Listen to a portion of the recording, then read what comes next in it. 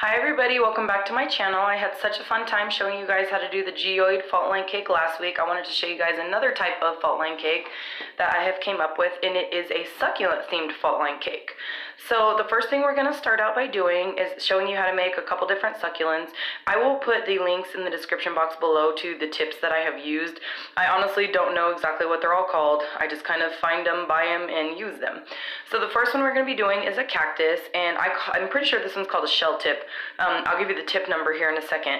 And what you want to do is kind of squeeze your piping bag down, lift up while squeezing, and then release when you get the height that you want your cactus to be.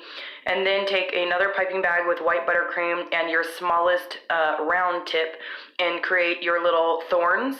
And with a petal tip, you want to kind of do a back and forth swirly motion and then just release really quickly, and you'll have a little tiny flower on top of that cactus.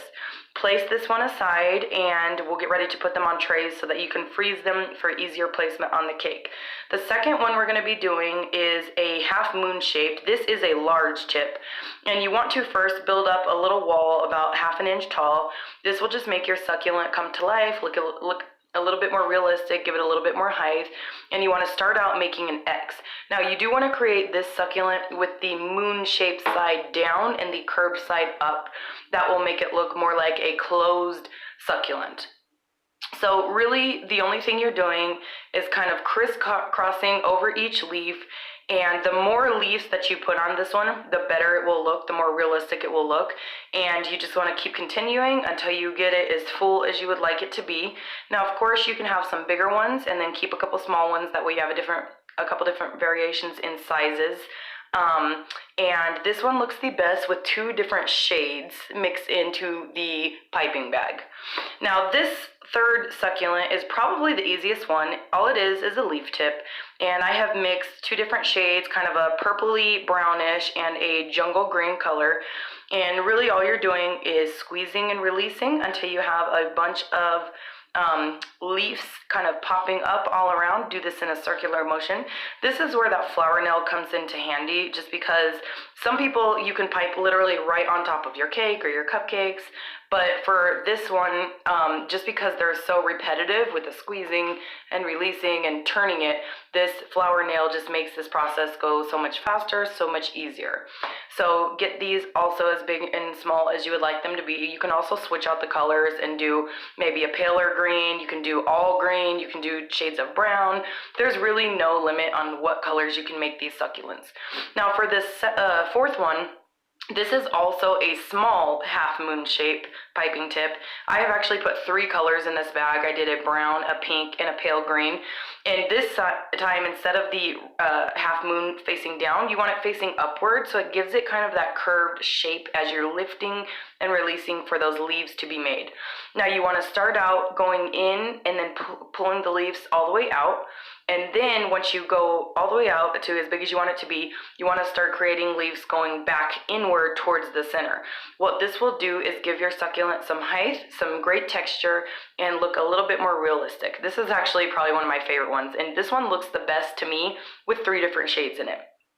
Now the last one that we're going to be doing, and there's tons more, you can Google some more YouTube videos, these are just the quickest ones that I could come up with for today's video, is pretty much a rosette, and I started with a pale shade of green. You do want to keep this circular motion nice and tight so that the petals are closer together. Then I took a little bit of brown, streaked it through my piping bag, and thought that this gave it a really cool look also, and they came out beautiful. This is only half of them. The rest I've actually put on trays and placed them in my freezer. That way they're frozen for the decorating process. Now right here I have a 4 6 inches stacked filled and crumb coated.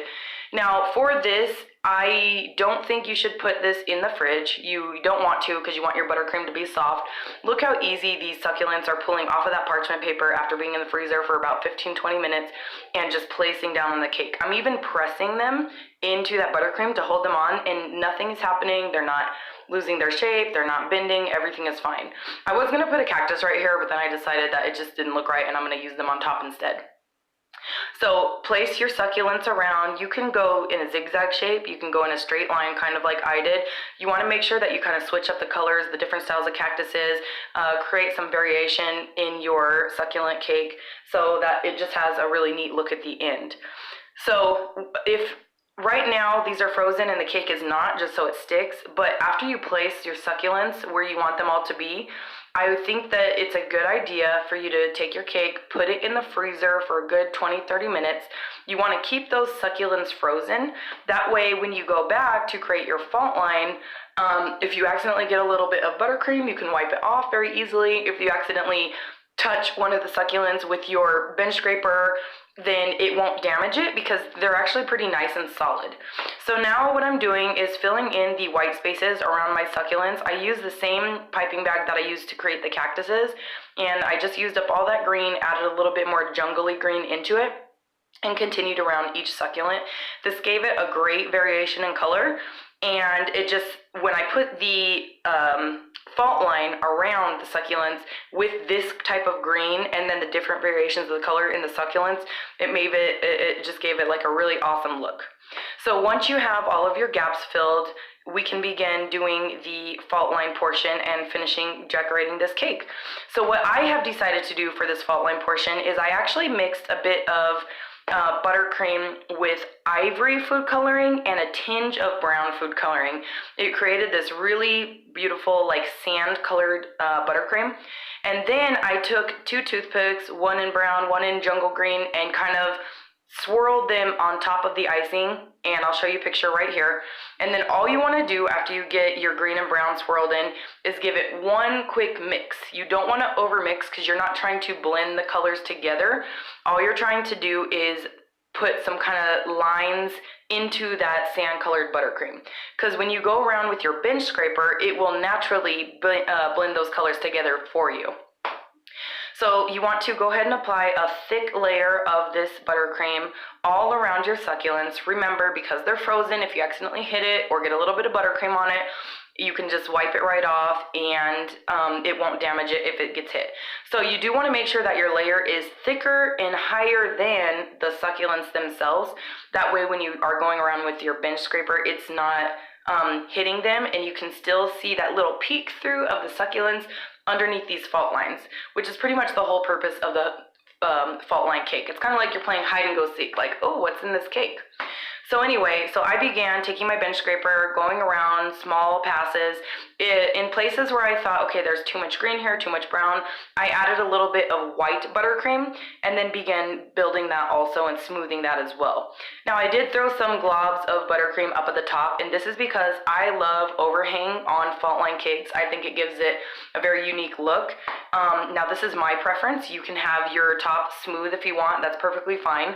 But for the fault line cake, I don't know why, it just looks so beautiful.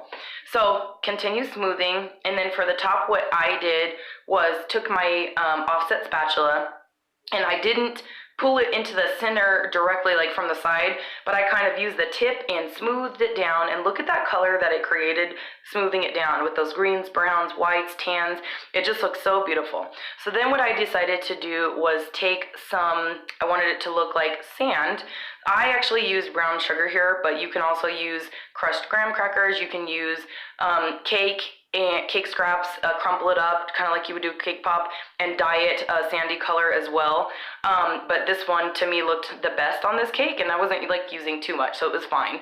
And I kind of just, again, left it and kind of slid it into those ledges where the fault line was. Only on the bottom one, of course. I didn't want them falling all over the succulents.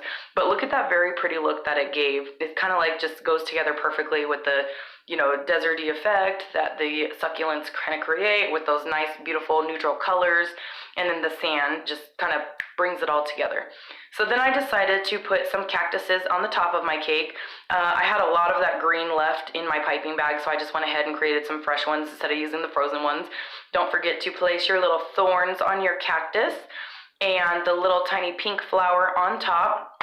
And then I did bring it all together with a little bit more of that brown sugar all around the cactuses, kind of in between the cakes. Spread it all out.